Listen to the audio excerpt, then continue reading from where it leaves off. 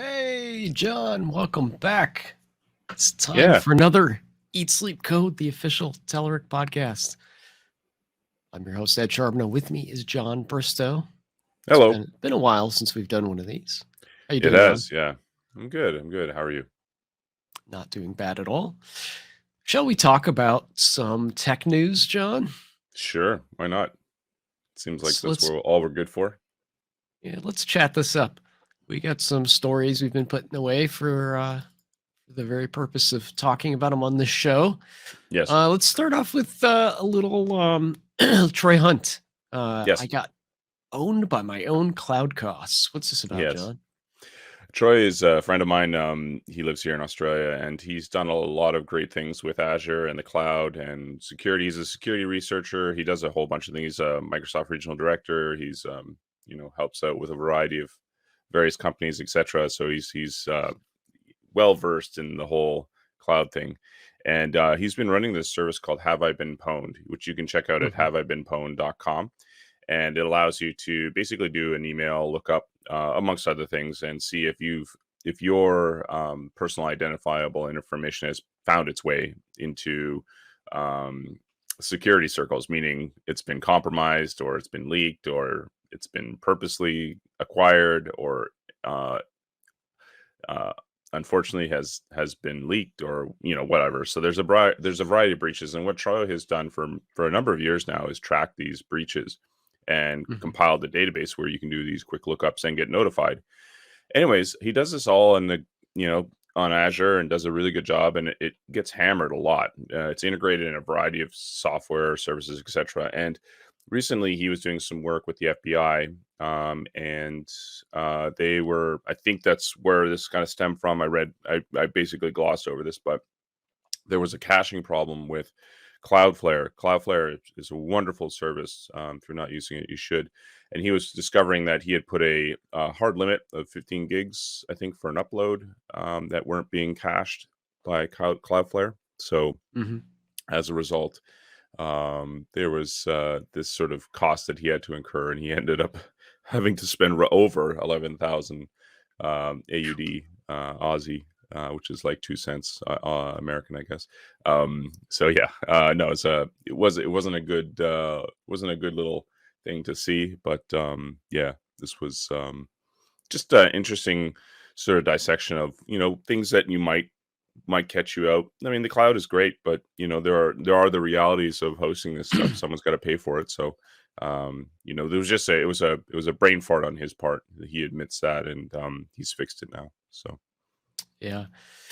Yeah, I don't have any uh, apps myself running in Azure, but I've done some demo apps and things and seen them go awry with my I have like a developer account, so it right, doesn't get billed necessarily, but you can wipe out your free credits in a split second if you do something sure, wrong. sure, So I can't imagine something as popular as his what's the website called again? have I The I've been been pwned? pwned.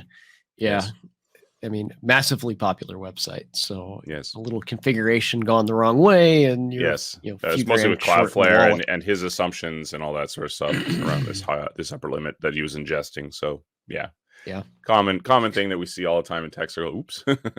So Yeah, I've seen people do this too, where they accidentally publish their keys to like GitHub or something, mhm. and then people hijack those keys and they end up paying for somebody else's Yeah, time on GitHub Azure or has something like gotten that. really good about that. They will They have. notify you if you leak like a personal access token or something like that to your source code. Mhm. So yeah, and then there's also things that can help mitigate that as well. There's tools on the client that you can run. But yeah, I've seen that, unfortunately, see it a lot.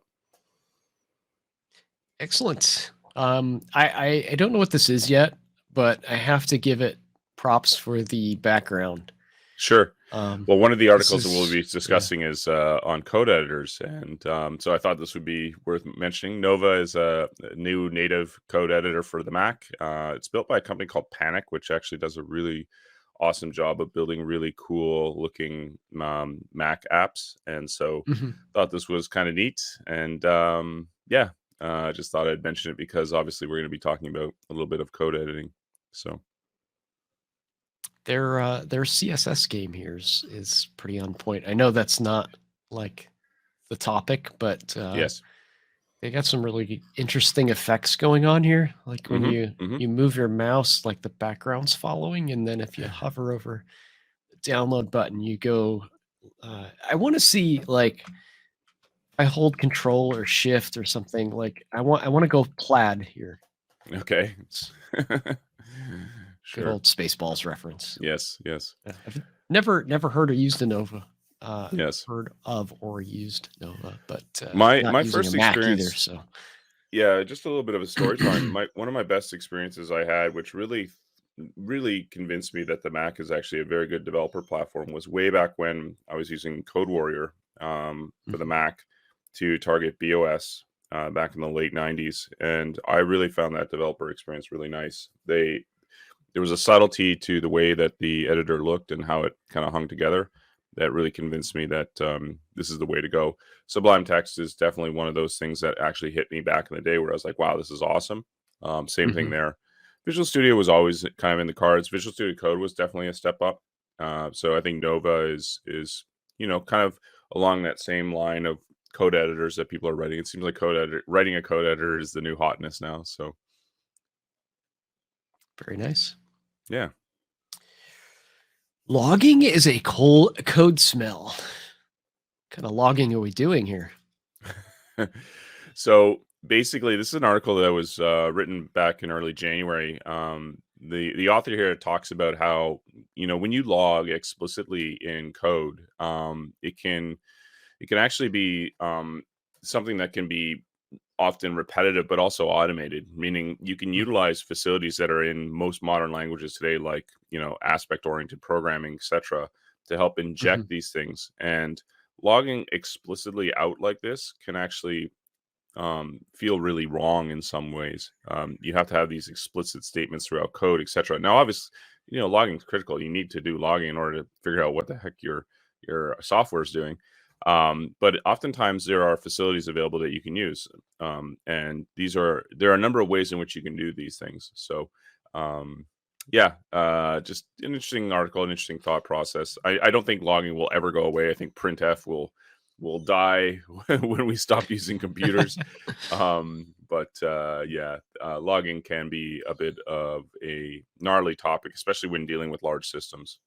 So it's better off to look at maybe an eventing model, maybe a reporter, using facilities like third party products that do a really good job of aggregating these things. Don't forget that logging is an operation unto itself. So if it's not processed out on a debug build or on a production build, then that's still doing work, and so it can actually slow you down if you're logging out a great deal.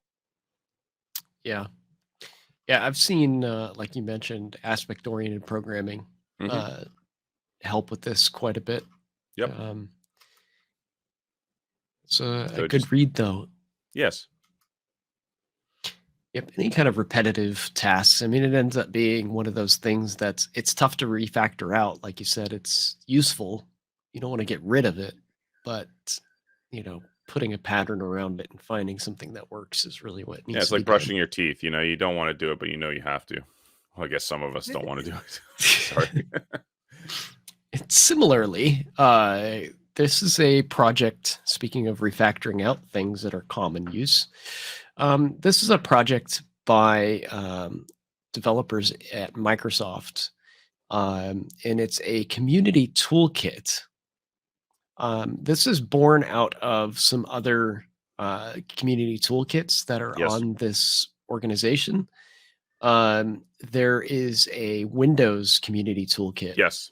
And Windows community toolkit, hence the name, is very specific to Windows. There's also a Maui community toolkit for Maui specific things. So what they're doing is looking at these toolkits and bringing out the bits that are not platform specific and putting them in a generalized .NET community toolkit. Yes. So the first preview release is now up for this. Oh, nice. So you can see where this is heading. and they're pulling out like MVVM stuff that is commonplace, and some other things. So this will eventually be a nice repository over time for doing things like parsing and MVVM and some other things. But it's a more generalized toolkit. Okay. And it's open source as well. So if you want to contribute to something like this, then it's open for everybody in the community to contribute to. But these tools are actually being pulled out of things that they're using within Microsoft. So these are like dog fooded things Yes. that are making their way back out to the community for widespread use. I thought this was a pretty cool repo to share. I thought people would find that pretty handy. I like it. Good stuff. All right. Sam and I were talking a little bit about editors today. We were talking about the new web forms editor, but the Windows Forms designer is also being worked on. Okay. So this is a post that kind of describes the current state of the WinForms designer for .NET applications. This is actually a It very goes- good designer, by the way.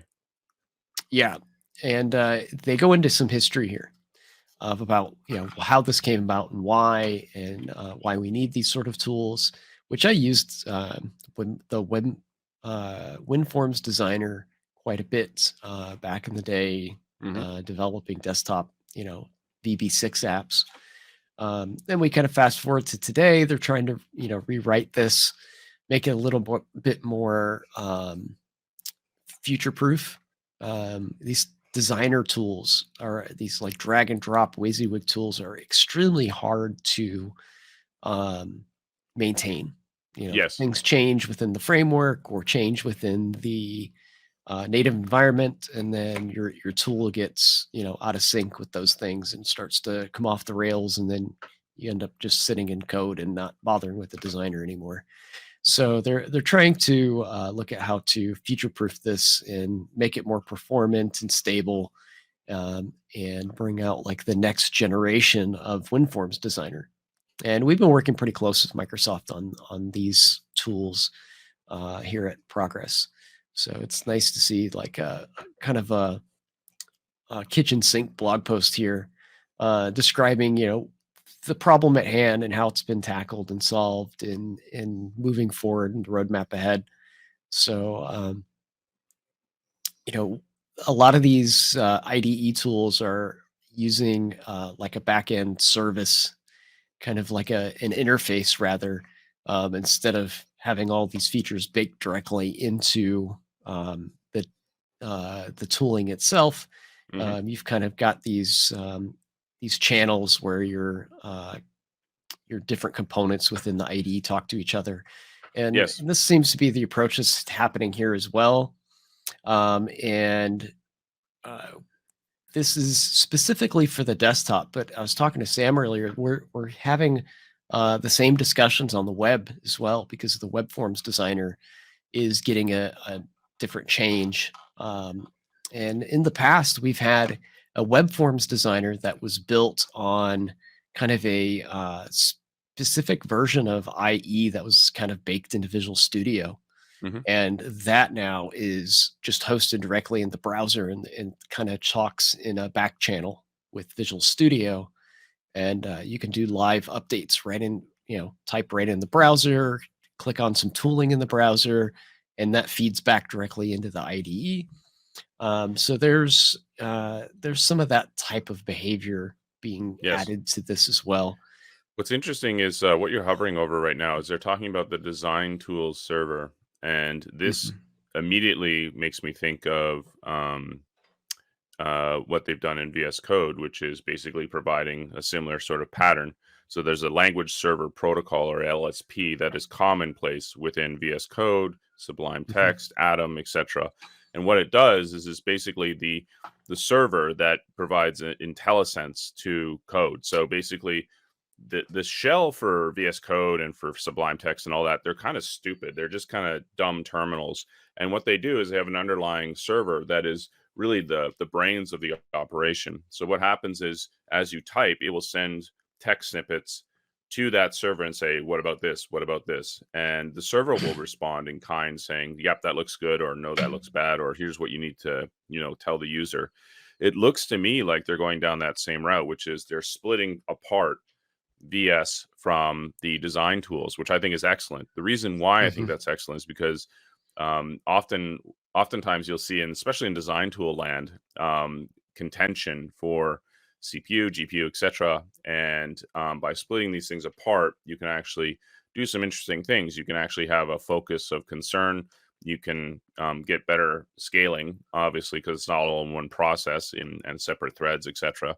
But then you can define a protocol around that others can use. And I'm assuming that might be a route that they would go down. But the fact that they're actually abstracting this out is great, because you can actually have also a good autonomy and also isolation. So commonplace, which you would see in the designer, especially in WinForms, if things went wrong, you get that big red X across the design surface. I suspect that's because of one component bombing or another, and then it just cascades and takes out the whole thing. Whereas this, I think, would be a little bit more robust and a little bit more resilient to failure. That is, if one of the design components, the thing is, components are self-describing in general. I think they've continued that trend. But here, if the design service goes down, the design server rather goes down, then it shouldn't take down the whole process. And I think they've architected it well. But that's just, I don't know anything about it. I haven't read this article, but that's immediately what jumps out as part of that design. That's what I'm guessing they're going with. Yeah, and from our perspective, as a UI component developer, we have to be able to plug into these pipelines as well. And if it's an open model like we're describing, then we can engineer our components to take advantage of that, where that alleviates some of the work that needs to be done by Microsoft. If they've got the interface open for us to access these things and describe our components to the designer and vice versa, then that makes interoping with this much easier. So they've been working really close with us on these things. But I thought this was a really good, nice, lengthy read. I know how much you like these engineering notes, John. I thought you'd be a huge fan of this one. Yes, it's good. Yeah, this is really good stuff. Again, it's a really long read. So we'll pop some links in chat here in a moment. So you can go out and check that out as well, folks, if you want to get up to speed on that one. It's been a while since I've touched a WYSIWYG type editor for code lately. They're immensely popular, though, and I think they're going to just continue to get more popular again. I know we've talked about like the low code stuff here on the show before. Yep. It never can really gain enough ground, but I think if they put the right infrastructure in place, some of that stuff can start making a comeback again. Speaking of editors, John, we've got an honest comparison. I'd like to read the dishonest comparison myself, but yes. I'll take the honest comparison of Visual Studio Code versus JetBrains. And is this in 5 points, or is this giving something 5 points? Five overall kind of topics. Five thoughts. Gotcha. Yeah. So Jeremy Liu is the author of this, and so basically the summary of this is Jeremy's moving from VS Code to JetBrains for his IDE experience, and he kind of articulates why. He goes through in detail about the in-code experience, the comparison between the two, debugging, talking about what's better, Git integration, extensibility, and then finally wraps up with collaboration. I have to say that the article actually does point very, very well in the direction of VS Code, making a favorable argument for that. But in general, it looks like JetBrains has kind of come along and made a pretty good impact here for this person in particular. So Yeah. So, I mean, to each his own. I mean, I don't use JetBrains. Like, there's a variety of tools like GoLand and Rider and etc. that I don't use, but I have colleagues that do, and they speak very highly of it. But I'm kind of an old curmudgeon. I like VS Code. So, Never touch the command line again. Says it all right there. sure. Yeah. I like the command line. So this is a nice. Looks like a nice Git tool Uh-huh. here, doing Yep. a diff between two files. Like the visualization of it. Hmm. There's some really nice things that Rider does. JetBrains tools in general, just very good. Hmm. You can't really go wrong with either of these, right? No, no, JetBrains, I any of think the you'd be well JetBrains served by either stuff. one. Yes. Yeah. JetBrains has quite the ecosystem too, where like Visual Studio and VS Code like try to tackle kind of everything. JetBrains has a couple targeted IDEs. Um, they've got what is it? WebStorm? Is that Yes. one of them? I think Yeah. that's one of them. Yeah. And there's of course Rider and some others for different tasks. So they've got their niche cut out for them, I think. So you're going to be pretty happy with either of those editors, though. Nice. Ace, CodeMirror, and Monaco comparison. Yes. Another comparison article here. I know. Comparison of code editors used in the browser. Yeah, so the thing we have to remember is we have to make a clear distinction between a code editor that runs on your machine versus a code editor that runs within the browser. And these have different names. So Monaco is the code name or name Mhm. for the browser-based code experience. And so VS Code runs as an Electron app, and it uses Monaco as its interface. But there's a shell that lives around that. So collectively, that's VS Code, but Monaco is the actual editor experience that is hosted within a browser or web view. Mhm. That's why they use Electron.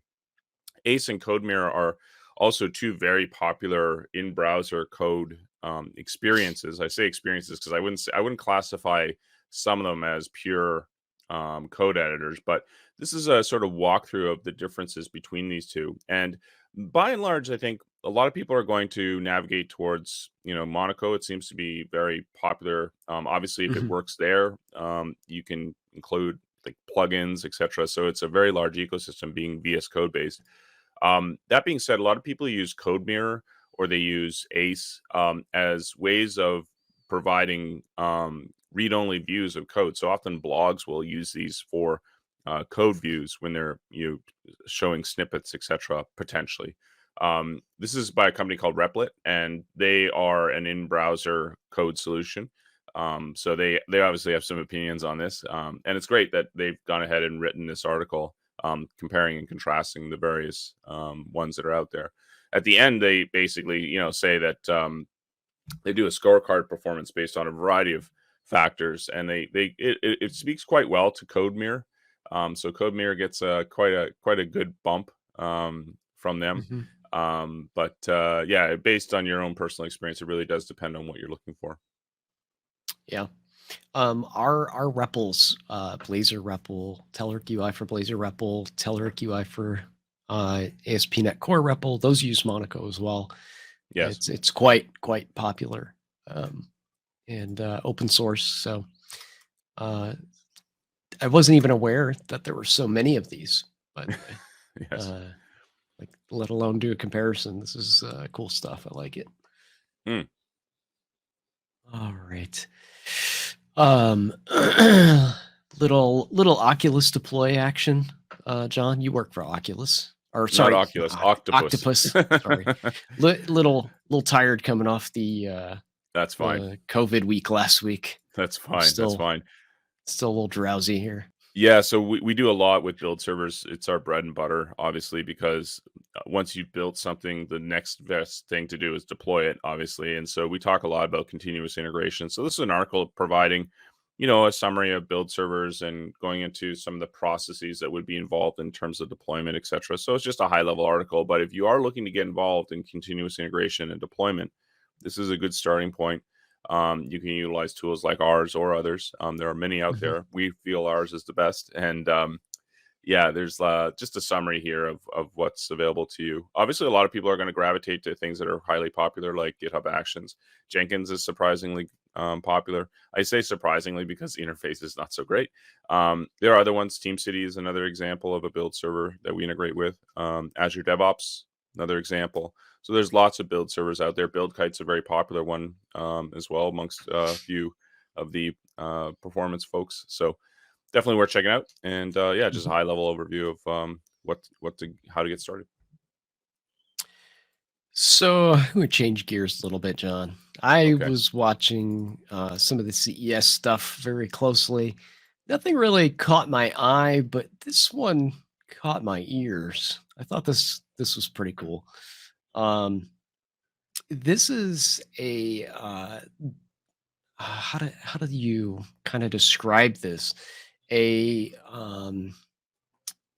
It is a sound bar that lets you listen to your sounds from a device without headphones, but users that are around you won't hear them. So it uses like a Like a laser beam. waveforming, yeah, uses like a waveforming technology that transmits the sound through the air into quote audible pockets just outside your ears. All So right. I thought this was interesting. Like, I don't know how this would be kind of put in the commercial space, but I could see it having some interesting uses.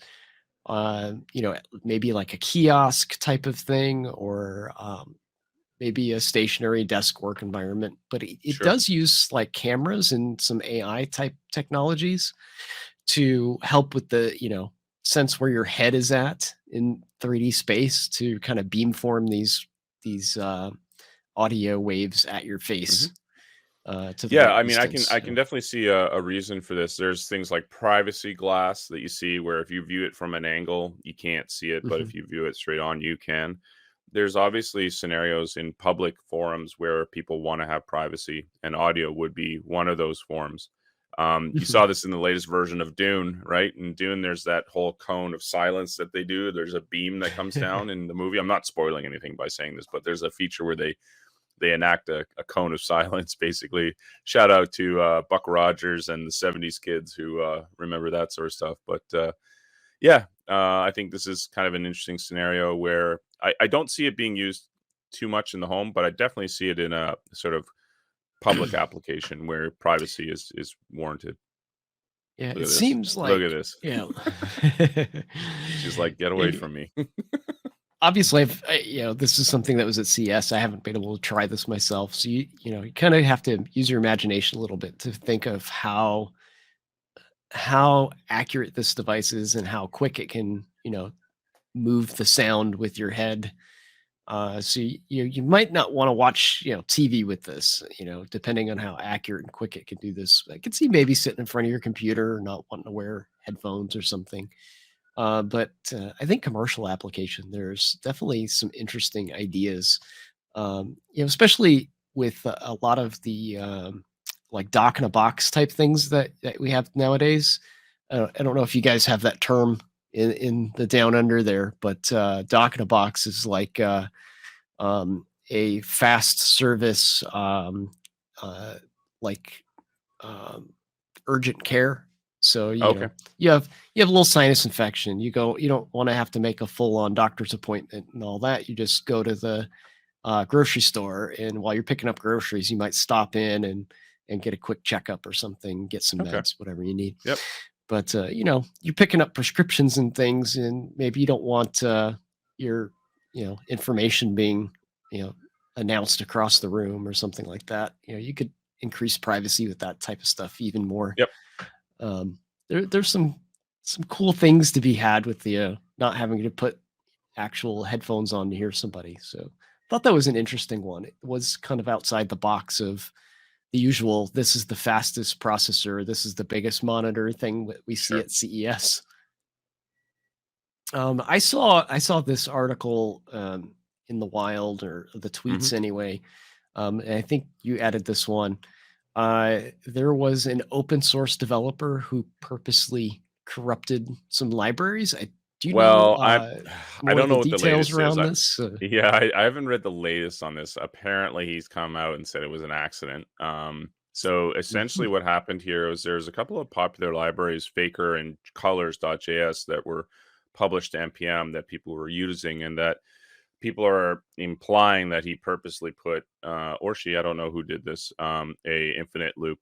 The developer put an infinite loop into mhm. these two libraries, which obviously would cause problems when referencing them. This is sort of akin to Lodash, etc. But anyway, yeah, and people were kind of skeptical because there were some really weird files found in some of these, and I guess the author came back recently and said that it was an accident. But yeah, I don't know Mhm. what the latest on this is.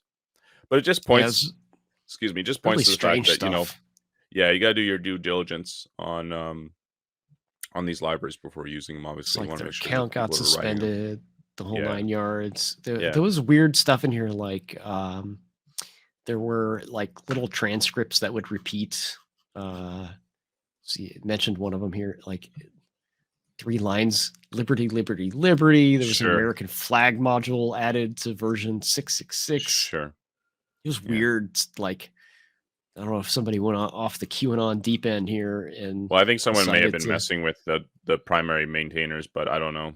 So, It could have been, yeah. hmm, I mean, you know, maybe somebody got hacked their credentials. Who knows? But definitely was sabotaging, and these things got pushed up to some package repositories. So that was pretty unfortunate.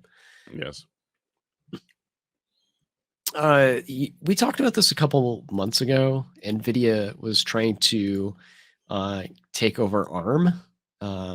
This would have made a huge acquisition, $40 billion. But ARM is a CPU platform that is, from what I understand, like an open platform. And NVIDIA getting a hold of this probably would have changed the way some of the ARM architecture works. So it looks like this isn't going to happen. It looks like there's just too much at stake for a company like NVIDIA to take control of ARM. So it looks like the Federal Trade Commission is going to block this. Possibly, there's some other regulatories that might make this not happen as well. So NVIDIA was kind of starting to set expectations that this is not going to be a thing. So it looks like this is going to fall short, and NVIDIA is not going to buy ARM after all. Speaking of buying things, I don't know if you saw this one, John. sure, Microsoft is posturing to buy Activision. They're just waiting to get the okay. Like we were just talking about, these things have to go through regulatories before they can happen. Um, the title of this one, Adweek, I don't know what the quote metaverse has to do with any of this, other than it's just a buzz term that people keep throwing around lately. But yeah, Activision's a huge publisher for games. So you could see some of the big titles here, like Overwatch, Call of Duty's massive. Don't know about Candy Crush. I don't play it myself, but I've heard a lot of talk about Candy Crush back in the day. Um, Activision's huge publisher. They've had a lot of problems over the last couple months to 2 years maybe. Lots of issues surrounding like mistreating employees and yada yada yada. We won't get into the details on all that stuff, but yeah, Activision hasn't been on the fairer side of news, so they've been having some troubles, and it looks like Microsoft's like, well, we'll just acquire them and yeah. make some changes. Man, I So thought they were. I thought the acquisition of Minecraft was huge. This is massive. I don't know this what the is final price tag will be. It was like somewhere in the range of $68 billion. Yeah, Uh, massive. Yeah, it's probably some change that they found in the cushions of the couches over there at Microsoft. I don't all know, right. but it's a lot of money, man. That's a massive acquisition, and I Mhm. think that I think Microsoft's done well by the gaming industry. I think that think a lot of people like to sledge Microsoft. I mean, let's not forget they did push the envelope with Xbox. They have been pushing with the original Xbox is what I mean. And Yeah. they did do. I mean, it was basically a Halo platform for a long time. Um, but I think that Xbox Live really changed the game. I think that's what really brought gaming to the forefront was Xbox Live. That's my Mhm. opinion. Is that they really took on this hard problem of high latency potentially games, but with interaction and massive multiplayer games, etc. And they really solved that problem. They really demonstrated what could be done with the internet.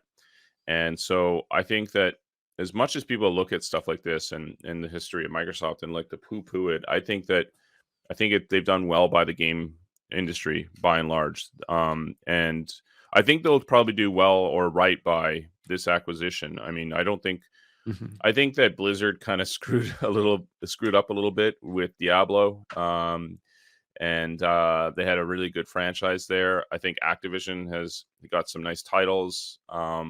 So I think Microsoft being a steward of these titles will probably do the right by them. There's some big names up here. You look at the fine print. There's some also really big names in the fine print. You're Yeah. talking about Infinity Ward, Raven, Treyarch. These are all any of the modern third-person shooters like Call of Duty. These are studios that are highly involved with those. And those type of games sell big on these consoles. So I think that's a huge deal. I think what's going to be really interesting though is a lot of like Blizzard and Activision have had a lot of issues with company culture, and Microsoft has had a relatively good company culture from what I've seen, as far as talking to people that I know and seeing things in the news. And that's one of the things that Satya Nadella has been kind of praised for, is the fact that he's turned Microsoft around in that respect. Mm-hmm. So I'm wondering if they'll be able to push that same company culture down onto these companies as well, and Mm-hmm. maybe turn around some of the bad actors that are inside those organizations and make things a little bit more pleasant for the people that work for those organizations.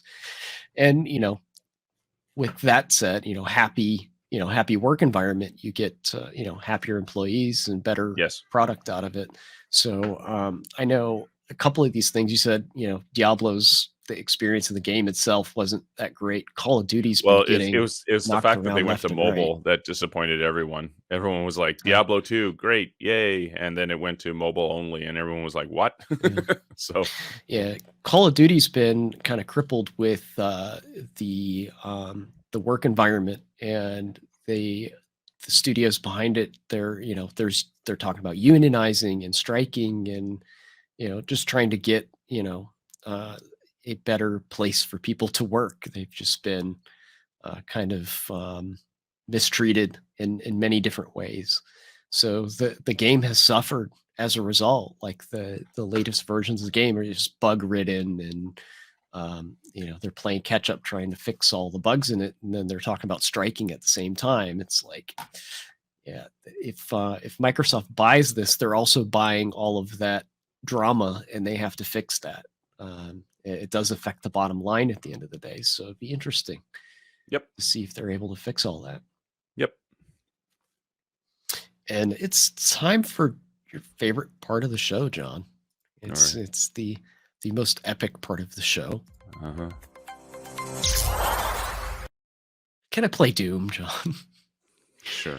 This one, it's being played in the literal sense of the word, not the technical sense, if that Wait. makes sense. Okay. I read the So title. I don't understand. How in God's name can you play it on? Are they using a rotary as the input this, yeah, controller? this shouldn't say played on. It should be Played with, controlled by. controlled by. Yeah. Yes. So this was Oh just wow. like one of these silly projects, somebody puts together, and yeah, so you can Oh jeez. basically buy the inputs for the game are bound to the tones that are produced by a rotary phone. So how do you This is turn and probably shoot and all that? very slowly, Okay. apparently. So I guess like 4 is forward, and Okay. there you Oh go. wow, 1 look at is to this. That's fire. hilarious. So it's corny, it's silly. It's what I love about the internet. Yes. I thought that was fun. Fantastic. So speaking of trolling, this was in my Twitter feed this week. I don't know what this whole Wordle thing is. I've seen it on my Twitter account. I've seen it come up on my Twitter feed, and I don't know what it is. Can you tell me what Wordle is? So I'm not playing this. My description of this may be a little off. Feel free to correct this, chat, if I am. I think this is a kind of a word game that is like a bot-based, like word of the day type of a game. Okay. And it's apparently like source code that is written in free, like open in, public human readable text somewhere. So somebody went and wrote a bot that scans through the source code and then finds the next day's puzzle and then just tweets the answer to it. Nice. It's just like total jerk move to do. So Twitter immediately jumps on this and bans the account. Right. Okay. So I guess if you respond to a Wordle puzzle, then this bot would pick it up and then tweet not only that you're ridiculous for playing it, but then turn around and give you the answer for the next day to spoil your fun. Why do people like this exist, John? Not sure.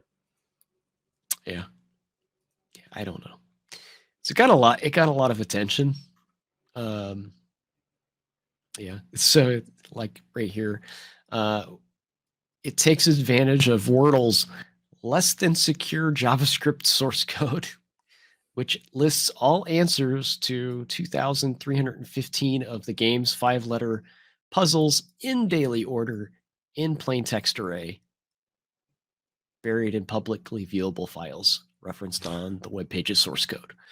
So this was just an easy hack because somebody probably figured nobody will ever do anything useful with this information. It's just a silly word game.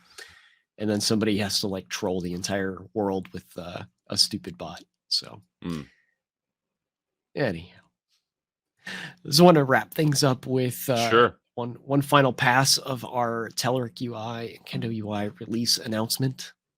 We're in our R1 release for 2022. Congratulations. Thank you. Nora put together an amazing blog post of blog posts. We have so many products under the umbrella of our developer tools these days that this is just a massive blog post that kind of summarizes the TLDRs of several other blog posts. Yes. So we've got Telerik UI for Blazor, Telerik UI for ASP.NET Core, Ajax, which is web forms, desktop tooling like Windows UI and WPF and WinForms.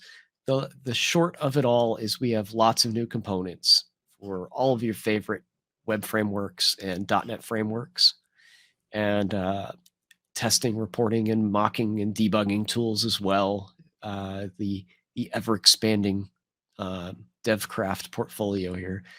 We're really excited. Our engineers have been working very hard at putting together just amazing, amazing tools. We grew Telerik UI for Blazor from 0 controls to components to 95 components in just a few short years. And humble all brag. the frameworks are, yeah, Yes. really. And when I say we, I mean our engineers, and I get to talk about what they did. So, I built a component.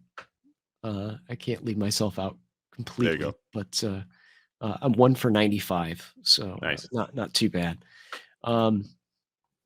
And of course, we're constantly improving on some of the old favorites here, like Just Mock, which I've been using quite a bit lately. It's Mm. funny because I've been a user of these things for about 10 plus years or more, and some of them you get out of the necessity to use them just because you're working on a certain type of code base. I worked with JavaScript for a couple of years, and JustMock is a .NET tool. And now that Blazor's out, I'm back in working with .NET a lot more. And I'm like, I need to get JustMock in here. And it's awesome to go back and see that it's still there. It's still going strong and getting lots of big improvements. So, circling back to JustMock after not using it for a few years, you get all these new toys to play with. It's totally awesome. Test Studio as well. That's something that I've been back into that I hadn't had a chance to use in a while. Hmm. Fiddler saved my bacon like Oh yeah. all week last week. Like I was working on a workshop that I have a contract with Manning for, and I had to do some web API stuff, and it wasn't working. And Fiddler everywhere just pulled the veil off of what was going wrong and Yes. was able to fix it. So I'm super excited about all the stuff that's coming out because I'm dog fooding all of this and using it in different ways and projects and things. And I know our customers are going to be just as excited to get their hands on it. So Awesome. make sure you all check it out at Yes. blogs.telerik.com and join us for our webinars next week where we can do some live demos for you.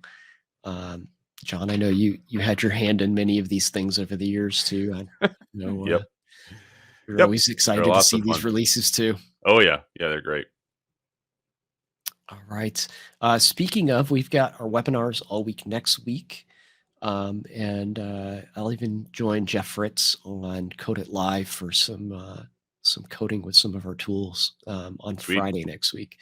So make sure you stay tuned, like, subscribe, all that good stuff. John, any last words for viewers? You're from the future. I mean, you got to have Yeah, I something know. that Well, happy you haven't Australia told us Day yet. here in Australia. It's Australia Day, so happy Australia Day to all the Aussies out there, and to everyone else who's not Australian. Enjoy your Tuesday/Wednesday. Okay, you got to fill me in on this Australia Day. What is Australia Day? Is that the day that everybody gets together and hides from the spiders? What's going on here? Sure. Sorry, it's a national public holiday. It's I think in 17. This is going to be on the test when I get my citizenship. There's 1788.